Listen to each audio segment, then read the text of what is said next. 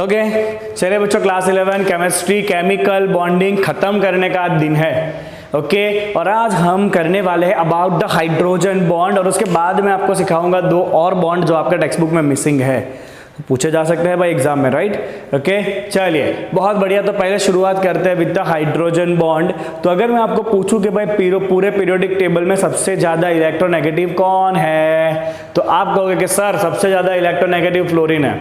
मैं आपको पूछूं who is next to fluorine, तो आप तुरंत ही आंसर दोगे सर ऑक्सीजन। मैं कहूंगा करेक्ट, राइट। तो basically in periodic table fluorine, oxygen and nitrogen, these are highly electronegative element. Right now when this electronegative element will combine with the hydrogen through covalent bond, तो ये क्या करेंगे, जो ज्यादा electronegative होता है वो इलेक्ट्रॉन को अपनी तरफ खींचता है। So this atoms are going to attract the electron of hydrogen toward themself. इससे क्या होगा वो देखते हैं। तो I will write the statement here first. When fluorine, oxygen and nitrogen combine with hydrogen due to their highly electronegative nature, they withdraw electron from covalent bond toward themselves। चलिए, so let's say there is a bond formation between hydrogen and fluorine. There is a covalent bond. Now we know that fluorine is highest electronegative element in entire periodic table. Okay, so this fluorine is highly electronegative. Okay, so highly electronegative fluorine क्या करेगा, hydrogen के electron को अपनी तरफ खींचेगा, right? And because of that this fluorine will acquire partial negative charge and hydrogen will acquire partial positive charge, क्योंकि hydrogen का जो एक इलेक्ट्रॉन था वो फ्लोरीन के बहुत ही करीब चला जाएगा, right. That is why fluorine के ऊपर नेगेटिव आएगा, ऑक्सीजन के हाइड्रोजन के ऊपर पॉजिटिव चार्ज आएगा, राइट। चलिए now consider there is one more HF molecule here. यहाँ भी वही चीज होगा, ये पार्शियल नेगेटिव, ये पार्शियल पॉजिटिव। चलिए one more fluorine molecule, HF molecule is here, same situation यहाँ भी, right. Now what will happen, अब यहाँ पे बनेगा बच्चों हाइड्रोजन बॉन्डिंग, क्योंकि बॉन्ड बनने के लिए एक पॉजिटिव है एक नेगेटिव है। तो यहाँ पे क्या होगा बच्चों, ध्यान से देखो, यहाँ पे this negatively charge fluorine of this molecule and positively charge hydrogen of other molecule, they both will attract each other and they will form another bond which is called as hydrogen bond, right. Same ऐसे यहाँ भी क्या बनेगा, hydrogen bond. आगे ये भी क्या बनाएगा दूसरे के साथ, हाइड्रोजन बॉन्ड, राइट। तो this is a one molecule, this is other molecule, this is other molecule, right? And these two molecules are held together by the hydrogen bond. ये दो मॉलिक्यूल के बीच में कौन सा बॉन्ड है भाई, दो मॉलिक्यूल के बीच में हाइड्रोजन बॉन्ड है, राइट। तो हाइड्रोजन बॉन्ड कब बनेगा, जब हाइड्रोजन किसी बहुत ज्यादा इलेक्ट्रोनेगेटिव एलिमेंट के साथ जुड़ा होगा ना, तो हाइड्रोजन के ऊपर पार्शियल पॉजिटिव चार्ज आ जाएगा और इलेक्ट्रोनेगेटिव के ऊपर पार्शियल नेगेटिव चार्ज आएगा, राइट। अब उस पर्टिकुलर मॉलिक्यूल का हाइड्रोजन और दूसरे मॉलिक्यूल का इलेक्ट्रोनेगेटिव एलिमेंट, एक का हाइड्रोजन और दूसरे का इलेक्ट्रोनेगेटिव एलिमेंट एक दूसरे के साथ जो बॉन्ड बनाएंगे ना, उसे हम कहते हैं हाइड्रोजन बॉन्ड। क्या कहते हैं भाई इसे हम कहते हैं hydrogen bond. Is it clear? चलिए तो यहाँ पर टेक्स्ट बुक में से हाइड्रोजन बॉन्ड का लिखते हैं बच्चों definition. Okay, so hydrogen bond can be defined as the attractive force, it is the attractive force, right, which binds hydrogen atom, which binds hydrogen atom of one molecule, which bind hydrogen atom of one molecule with electronegative atom, that is fluorine, oxygen or nitrogen of other molecule,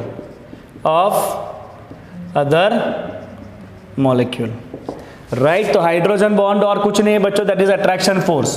किसके बीच का attraction force, तो एक molecule का hydrogen और दूसरे molecule का कोई electronegative. चलिए बच्चों यहाँ पे तो हमने एग्जांपल देखा किसके लिए, HF के लिए। चलिए वाटर में भी हाइड्रोजन बॉन्ड होता है, तो वाटर का जो बॉन्डिंग है ना वो कुछ इस तरह से है बच्चों, H2O।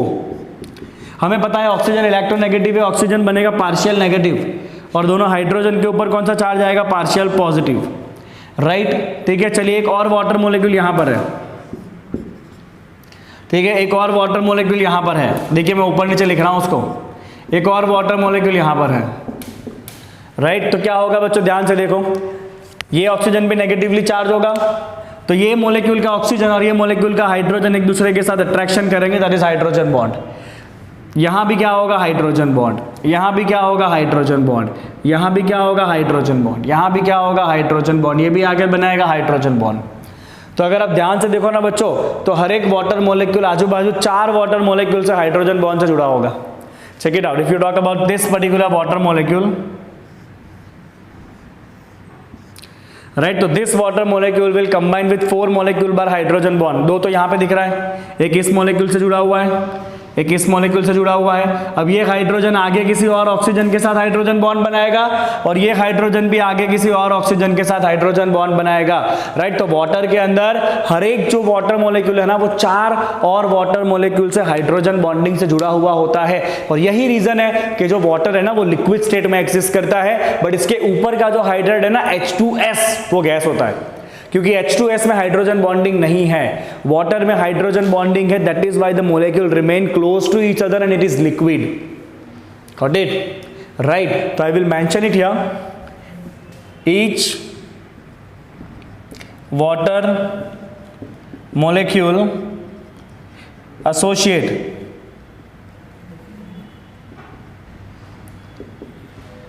with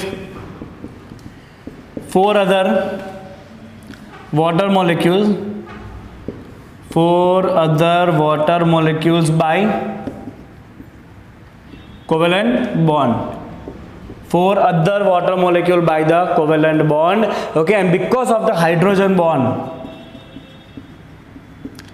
because of this hydrogen bond, boiling point and melting point of the first element of group 16, 17 and 15,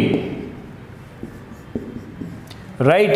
किसकी बात कर रहे हैं बच्चों, we are talking about the hydrides. What we are talking about, we are talking about the hydrides, okay. Okay, so I have written that because of the hydrogen bond, boiling point and melting point of first element, boiling point and melting point of hydrides, boiling point and melting point of hydrides of first element of group 15, 15 का पहला element है nitrogen, उसका hydride है NH3, 16 का hydride है H2O और 17 का hydride है HF। They usually have high melting point and boiling point because ये सबके अंदर हाइड्रोजन बॉन्ड से एक दूसरे के बीच में अट्रैक्शन होगा, और इसीलिए अगर आपको इसको बॉईल करना है या मेल्ट करना है तो you definitely have to give more energy, आपको उसके लिए ज़्यादा एनर्जी कंपलसरी देना पड़ेगा, तभी जाके आप मॉलिक्यूल को सेपरेट कर सकते हो। That means you can change the state, right? So because of the because of the hydrogen bond, boiling point and melting point of hydrides of the first element of group 15, 16 and 17 are higher than hydrides of other element in the group, then hydrides of other elements in the group, okay. So ये हो गया बच्चों hydrogen bond का सारा कच्चा चिट्ठा। चलो लिखो फटाफट, फिर आगे बढ़ते हैं, ओके। चलिए बच्चों, तो बात करेंगे about the types of hydrogen bond. Basically 2 type के हाइड्रोजन बॉन्ड होते हैं, एक होता है इंटरमोलेक्युलर हाइड्रोजन बॉन्ड और दूसरा होता है इंट्रामोलेक्युलर हाइड्रोजन बॉन्ड। चलिए पहले बात करेंगे about the intermolecular hydrogen bond. So in the intermolecular hydrogen bond, अगर intermolecular hydrogen bond है ना, that is the hydrogen bond between 2 molecules. So it is hydrogen bond between 2 molecules. That means hydrogen of one molecule and electronegative element of other molecule. Electronegative element of other molecule. So it is between hydrogen of one molecule and electronegative element of other molecule. Simple सा example लेते हैं बच्चों, HF या H2O, या आप ले सकते हो NH3, राइट। तो HF की अगर हम बात करें बच्चों, तो ये एक HF मोलेक्यूल है, ये दूसरा HF मोलेक्यूल है, and that is hydrogen bond between this two molecule. कहाँ बनता है बच्चों? इसमें हाइड्रोजन बॉन्ड बनता है between two molecules, and that is called as intermolecular. दो मोलेक्यूल के बीच में, ऐसे होता है ना इंटर स्कूल कॉम्पिटिशन, मतलब दो स्कूल के बीच का competition, same as that. Intermolecular is in between two molecules, ठीक है। चलिए आगे बढ़ते हैं, okay. Now this kind of the intermolecular hydrogen bond will always increase the boiling point and melting point of compound. It increase boiling point and melting point of compound. क्योंकि अगर बच्चों आपको इसको बॉयल या मेल्ट करना है ना, तो आपको एडिशनल ये बॉन्ड तोड़ना पड़ेगा, and to break this bond you also have to supply more energy. आपको एडिशनली थोड़ा ज़्यादा एनर्जी देना पड़ेगा, that is why they have high boiling and melting point, ठीक है। चलिए अब दूसरा होता है बच्चों आपका इंट्रामोलेक्यूलर। इंट्रामोलेक्यूलर का मतलब होता है it is with in the molecule, it is within the molecule, right? So this is a hydrogen bond within molecule. This is hydrogen bond within same molecule. What does it mean? इसका मतलब है it is a hydrogen bond between hydrogen of and hydrogen and electronegative element, hydrogen and electronegative element of same atom, sorry same molecule, right. तो यहां पे एक ही molecule के अंदर अंदर हाइड्रोजन बॉन्ड बनेगा। जैसे कि आप एग्जांपल ले सकते हो बच्चों, ऑर्थो नाइट्रोफिनॉल। अब आपको अभी ये इतना पता नहीं है, बट बता दूं आपको क्या होता है वो। तो फिनॉल जो है ना, वो ऐसा होता है कुछ बेंजीन रिंग के ऊपर OH, this is phenol, right, okay. And nitro जो है ना, वो ऑर्थो पोजीशन के ऊपर है, या सब आप ऑर्गेनिक केमिस्ट्री में इसी साल सीखने वाले हो, right. This is the nitro NO2 group, right. Now what will happen, यहाँ पे बच्चों आपका OH है, ये पूरा एक ही मोलेक्यूल है, this entire is a one molecule. Now here it is OH bond, right. So we know that oxygen is more electronegative, hydrogen is less electronegative. तो हाइड्रोजन पॉजिटिव चार्ज एक्वायर करेगा, oxygen negative charge acquire करेगा। अब होगा क्या बच्चों, ये positively charge hydrogen और ये बाजू वाला ऑक्सीजन, ये दोनों एक दूसरे के साथ क्या बनाएंगे, अट्रैक्शन फोर्स बनाएंगे, and that is intramolecular. This is forming within the molecule, मतलब एक ही मॉलिक्यूल के अंदर हाइड्रोजन है, उसी के अंदर कोई इलेक्ट्रोनेगेटिव भी है, and that is bond formation between that two, that is called as intramolecular hydrogen bond, right. And remember one thing, intramolecular hydrogen bond has no effect on boiling and melting point. क्यों? Because अगर आपको boil या melt करना है तो why do need to break this bond? Boiling में सारे bond थोड़ी तोड़ने होते हैं, ये एक मोलेक्यूल है, ऐसा ही दूसरा यहाँ पे मोलेक्यूल होगा, राइट। बॉइलिंग का मतलब है you need to separate the molecules, तो दो मोलेक्यूल के बीच में तो कोई बॉन्ड ही नहीं है यहाँ पे। जो भी हाइड्रोजन बॉन्ड है तो वो तो अंदर अंदर बन रहा है और उसको तोड़ने का काम ही नहीं है बॉन्ड बॉइल करने के लिए। So this has no effect on boiling and melting point, this has no effect on melting point and boiling point, right. तो बच्चों ऑर्थो क्या होता है देख लो, ऑर्थो जो है ना, ये आपका पहला सब्स्टिट्यूटेड ग्रुप के बाजू वाला जो होता है ना, वो ऑर्थो पोजीशन होता है। क्या होता है ये? Ortho position. और यहीं पे अगर पैरा हुआ ना बच्चों, कौन सा हुआ? पैरा। पैरा मतलब सामने वाला पोजीशन, ये आप ऑर्गेनिक केमिस्ट्री में डिटेल में सीखोगे। यहाँ पे एक और एग्जांपल मैं ज्वाइन करूंगा इसके साथ, that is para nitrophenol. So in the para nitrophenol, okay, आपका OH यहाँ पर है और पैरा मतलब सामने होगा, ये NO2 यहाँ पे होगा सामने। तो अब यहाँ पे दोनों बहुत दूर दूर है, तो इधर से इधर तक अट्रैक्शन फोर्स लगने वाला नहीं है। बट रादर देन दैट एक और अगर ऑर्थो पैरा नाइट्रोफिनॉल हुआ, ये दूसरा मोलेक्यूल, राइट, ये दूसरा मोलेक्यूल मैंने लिया। अब यहाँ पे क्या होगा बच्चों, इस मोलेक्यूल का ऑक्सीजन और इस मोलेक्यूल का हाइड्रोजन जो इस तरफ लिखते हैं, राइट। इस मॉलिक्यूल का ऑक्सीजन और इस मॉलिक्यूल का हाइड्रोजन, इन दोनों के बीच में अट्रैक्शन फोर्स होगा। तो here there is attraction force between two molecule, it is between two molecule. तो जब भी आपको एग्जांपल में पैरा कंपाउंड दिखे ना, तो पैरा मतलब आपका एग्जांपल आएगा इंटरमोलिक्यूलर का, राइट। और जब भी आपको ऑर्थो कंपाउंड दिखे एग्जांपल में, तो ये आएगा आपका इंट्रामोलिक्यूलर का, क्योंकि ऑर्थो में ग्रुप बाजू बाजू में ही होते हैं, तो अंदर अंदर ही हाइड्रोजन बॉन्ड बन जाता है। पैरा में ग्रुप बहुत दूर होता है, तो अंदर अंदर हाइड्रोजन बॉन्ड नहीं पड़ता, और उसके सिवाय दूसरे मॉलिक्यूल के साथ हाइड्रोजन बॉन्ड बनाना पड़ता है, right. So you can consider this para compound will have more boiling point, because para में अगर आपको बॉइल करना है, मॉलिक्यूल सेपरेट करना है, you have to break this bond, right? So para compound will have more boiling point compared to the ortho compound if there is possibility of hydrogen bond. Okay, चलिए, तो यहाँ पे बच्चों आपका होता है hydrogen bond complete. There are so many application of the hydrogen bond, right. Earth पे इतना सारा पानी एक्सिस्ट करता है because of the hydrogen bond, right. Soil can carry the moisture for long time again because of the hydrogen bond, right? You must have seen that synthetic clothes dry up faster compared to the cotton clothes. Why? What is the reason? The reason is that cotton जो है ना, वो पानी के साथ hydrogen bond बना लेगा, and it will become difficult for the water to evaporate, to leave the surface, because the surface is forming hydrogen bond. While in the synthetic clothes there is no formation of that kind of the hydrogen bond, इसलिए synthetic कपड़े जो है वो फटाफट सूखते हैं compared to that of the cotton clothes. Okay, चलिए इतना कॉपी करेंगे क्विकली, फिर दो और टाइप के बॉन्ड देखेंगे जो आपके एनसीईआरटी टेक्स्ट बुक में नहीं है, 5-10 मिनट में समझेंगे उसको। That is metallic bond and coordinate covalent bond. Do it quickly. Okay, let's talk about one more type of the bond which is metallic bond, right. That is not included in your text book, but थोड़ा बहुत समझना इसको जरूरी है। So basically if you talk about the metal atom, so metal atom can be divided in two parts, that is a kernel and valence electron.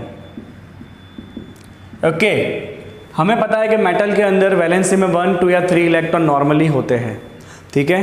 तो colonel का मतलब क्या है? कर्नल का मतलब है बच्चों nucleus plus inner filled orbital plus inner field orbitals, right. Colonel's plus inner filled orbital, इसको हम कहते हैं बच्चों nucleus plus inner filled orbital, इसको हम कहते हैं कर्नल, राइट। तो यू कैन कंसिडर कि जो मेटल एटम है ना, उसमें ये कर्नल वाला पार्ट है पूरा, राइट। और उसके आजू बाजू जो है वो क्या है, आपके पास वैलेंस इलेक्ट्रॉन है, and this valence electrons are free to move, right. Because metal के न्यूक्लियस को आउटर इलेक्ट्रॉन के साथ इतना प्यार होता नहीं है, तो जो आउटर इलेक्ट्रॉन्स है वो बेसिकली फ्री टू मूव है, राइट। तो वो ऐसे ही इधर उधर घूमते रहेंगे, राइट। तो यू कैन कंसिडर कि कोई मेटल का सैंपल है ना, उसके अंदर बहुत सारे ऐसे कर्नल्स हैं, right, and there are lot of valence electron, and this valence electron are free to move, these are all valence electron which are free to move, right? Okay, so the metal is considered as a sea of free electron in which the kernels are considered as boat, right? This is what it is considered, and there is attraction force between these free electrons and the kernel which is responsible for holding the metal atoms together in a sample, right? So the attraction force between the valence electron and kernel, this attraction force is called as metallic bond, right? So metallic bond क्या है बच्चों? metallic bond है attraction between, metallic bond होता है आपका attraction force between kernel and free electrons, right? So this attraction force is responsible for holding the metal atoms together and that is called as a metallic bond. ठीक है, चलिए इतना copy करिए, इसमें और डिटेल में कुछ करना नहीं है, बट कभी कभी इससे क्वेश्चन पूछे जाते हैं, तो you should just aware about this things. Now see what is coordinate covalent bond. So basically in the covalent bond there is sharing of electron. Sharing मतलब दोनों तरफ से एक एक इलेक्ट्रॉन आते हैं, but in so many cases covalent bond तो बनता है बट दोनों इलेक्ट्रॉन कोई भी एक ही एटम देता है, दूसरे के पास कुछ होता ही नहीं देने के लिए. हाँ, दूसरे के पास खाली एम्प्टी ऑर्बिटल होता है इलेक्ट्रॉन को रखने के लिए. तो ऐसा कोवेलेंट बॉन्ड जिसके अंदर दोनों इलेक्ट्रॉन जो है वो एक ही एटम ने शेयर किया उसे कहते हैं coordinate covalent bond, right. So we can write this is the covalent bond in which both electrons are shared by only one atom. Both electrons are shared by only one atom. चलिए एक simple से example देखते हैं बच्चों. NH3BH3 के बीच का bond. This is ammonia, this is BH3. Okay, nitrogen के पास वैलेंसी में 5 इलेक्ट्रॉन होते हैं, उसने 3 बॉन्ड बनाए हैं, तो 3 बॉन्डिंग में गए हैं, 2 इलेक्ट्रॉन अभी बाकी है. तो ये नाइट्रोजन के पास 2 इलेक्ट्रॉन बाकी है. बोरॉन के पास तो 3 ही इलेक्ट्रॉन होते हैं, जो तीनों के तीनों बोरॉन ने शेयर कर दिए हैं, तो बोरॉन के पास अभी कुछ नहीं है. तो आप ध्यान से देखो बच्चों, यहाँ पे तो बोरॉन का जो ऑक्टेट है वो इनकम्प्लीट है, क्योंकि बोरॉन ने 3 ही बॉन्ड बनाए हैं. 3 बॉन्ड मतलब 6 इलेक्ट्रॉन. तो यहाँ पे जो बोरॉन है उसका क्या है बच्चों, ऑक्टेट इनकम्प्लीट है. So what will happen here, when this BH3 react with NH3, जब BH3 NH3 के साथ रिएक्ट करेगा ना, तो ये नाइट्रोजन क्या करेगा, अपने दोनों इलेक्ट्रॉन बोरॉन को दे देगा. Right, and there will be the bond formation between ammonia and BH3, but this bond in which both the electrons are given by nitrogen, तो आपको यहाँ पे एक एरो करना पड़ेगा ऐसे. So this arrow is indicated for the coordinate covalent bond, right? So this coordinate covalent bonds are indicated by this kind of the arrow. The coordinate covalent bonds are indicated by this kind of the arrow, right? Similarly, when there is a bond formation in NH4+, NH4+ जब होता है ना बच्चों, तब भी यही होता है. NH4+ में भी चलो नाइट्रोजन के पास 5 इलेक्ट्रॉन है, राइट. अभी 3 हाइड्रोजन से पहले उसको जोड़ देते हैं. यहाँ पे तीनों हाइड्रोजन के पास एक एक इलेक्ट्रॉन है, तो एक शेयरिंग यहाँ पे हो गया, कोवेलेंट बॉन्ड बना नॉर्मल, ये भी नॉर्मल कोवेलेंट बॉन्ड, ये भी नॉर्मल कोवेलेंट बॉन्ड. अब जो चौथा है ना बच्चों, वो H+ है. This ammonia you can write as NH3 and H+. This is ammonia. अब H+ मतलब उसके पास तो एक भी इलेक्ट्रॉन ही नहीं है, बेचारा ऐसे ही बैठा हुआ है, एक भी इलेक्ट्रॉन नहीं है. तो कोई बात नहीं, नाइट्रोजन के पास 2 इलेक्ट्रॉन है, नाइट्रोजन उसकी मदद करेगा. नाइट्रोजन दोनों इलेक्ट्रॉन हाइड्रोजन के साथ यहाँ पे शेयर करा देगा.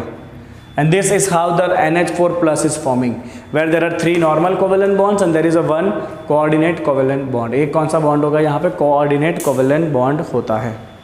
This is the concept of coordinate covalent bond. चलिए क्विकली इसको कॉपी करिए. ओके, तो यहाँ पे हमारा केमिकल बॉन्डिंग चैप्टर जो है वो खत्म होता है. Now it is just time for NCERT exercise, but we will not do it right now. We will do the NCERT exercise from the next class onwards. Okay.